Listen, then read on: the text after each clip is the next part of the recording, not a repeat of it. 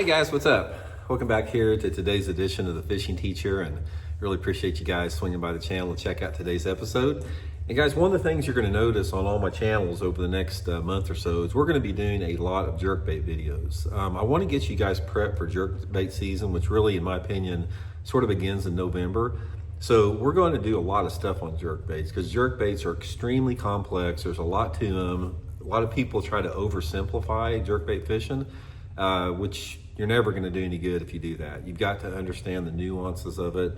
And today, guys, I want to show you one of my favorite jerkbaits for the fall period before it gets cold, and that's this big Megabass Kanata, the big 7-inch Kanata. And I'm going to give you guys some tips and advice on how to fish it and when it works good in today's video. And also, guys, I'll link the Kanata in my Tackle Warehouse link in the description of this video if you guys would like to pick one up to try it. They got a bunch of different colors, but probably the two I would suggest if you just don't want to buy a ton of them is get this HT Tennessee Shad and the Pro Blue. These are two of my favorite colors right here. So those are the two that I'd recommend. Both of those work really good. And also, guys, real quick, anybody interested in booking an on-the-water lesson with me, if you'd like to learn how to fish the Kanata on-the-water lesson with me, just go to my Facebook page, Randy Blockett Professional Angler. Shoot me a private message for info there, so really appreciate that. Okay, now this Kanata, guys, it's a very unique bait compared to most jerkbaits in the sense that it's big. I mean, it's 7 inches long. It's sort of flat and narrow. It doesn't have the body width as most jerkbaits. It's got a wide side on it, and it has a very erratic action. It doesn't really run that deep. If you put it on like 12-pound test fluorocarbon, on a long cast, it'll run about probably, I don't know, 5 to 6 foot deep, something like that. But this is not a jerkbait that I want to get deep because I fish it in the fall time of the year.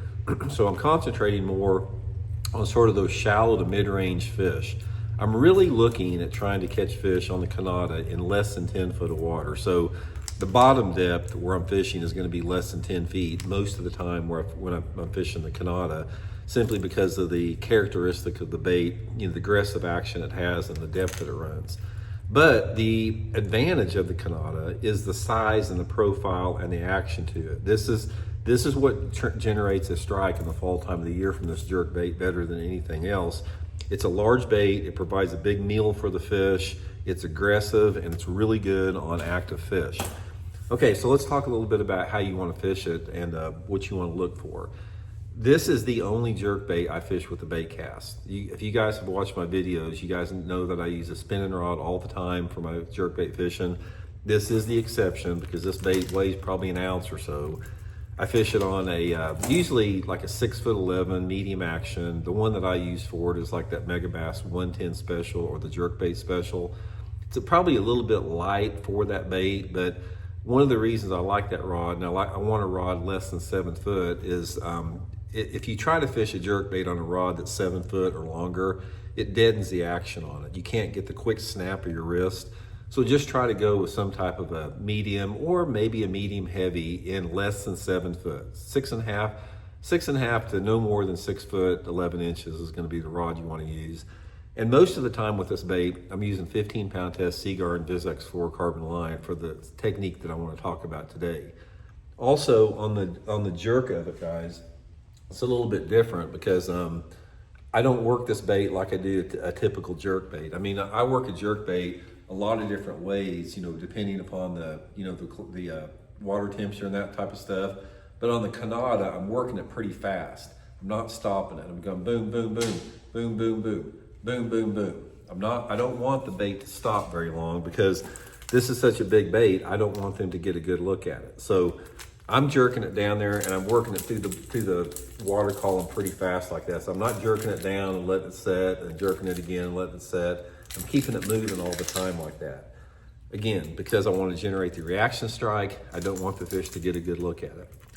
Okay, let's talk about where you want to fish this thing at. The Kanata, for me, I have done absolutely the best on it fishing steep banks. I have not caught that many fish on points on it, which you hear me talking a lot about points on the channel with the jerkbait. But for me, the Kanata has not been all that productive on points. It's been all about steep banks. Bluff banks are my favorite. Any type of a steep, bluffy bank is outstanding for this bait in the fall time of the year. Or if you don't have a steep bank, you can have like a sharp drop. I mean, if you don't have a bluff bank, you can have a sharp drop off, like a 45 or 60-degree angle bank that drops off into deeper water, or even a riprap bank, because a lot of times riprap has some pretty sharp drop off of it.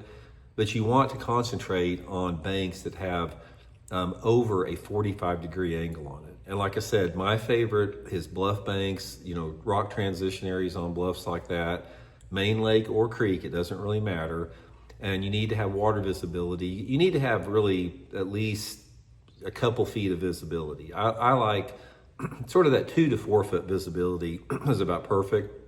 This is a bait where you don't really want super clear water unless you have low light conditions. If you can have water visibility like over 5 or 6 foot in clarity on a cloudy, windy day, but for the most part, on the average fishing day, partly cloudy, 10-mile-an-hour wind, I want about 2 to 3.5 foot of visibility is going to be perfect for that.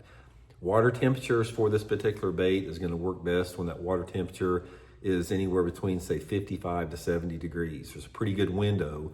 So my experience has been like mid-October to early December is when this bait really shines. Get out there on those bluff banks, guys. Position your boat in about 10 foot of water, maybe 15, and make long parallel casts down the bluff. And really try to focus on that 5 to 10 foot zone. That's where those fish are going to be at. And it works really good on every species, smallmouth, largemouth, spotted bass. And the thing that's really will really surprise you about the Kanata is how many smaller fish you catch on it. I catch a bunch of 1.5 pound fish. This is what I caught my limit on the last day at the Toyota Series at Lake of the Ozarks, fishing the Kanata around boat docks. And I caught a bunch of fish under 15 inches on it. So even though it's a big bait, there's something about it that's appealing to bass, a lot of different size of bass. A bass anywhere between 1 pound to as big as they get is going to bite the thing. But anyway, guys, I just wanted to clue you in on that. This is my favorite jerkbait technique for this time of year. It's going to change once that water temperature starts getting down lower into the 50s, once that water temperature starts to get below 55 degrees, then they start going to a smaller jerkbait. But right now, guys, give it a try. Megabass Kanata, get out on some bluff banks with it. And I think you'll be surprised with what you catch on the thing. So anyways, I'll link them in the description of my Tackle Warehouse link. Appreciate you guys, and we'll talk later.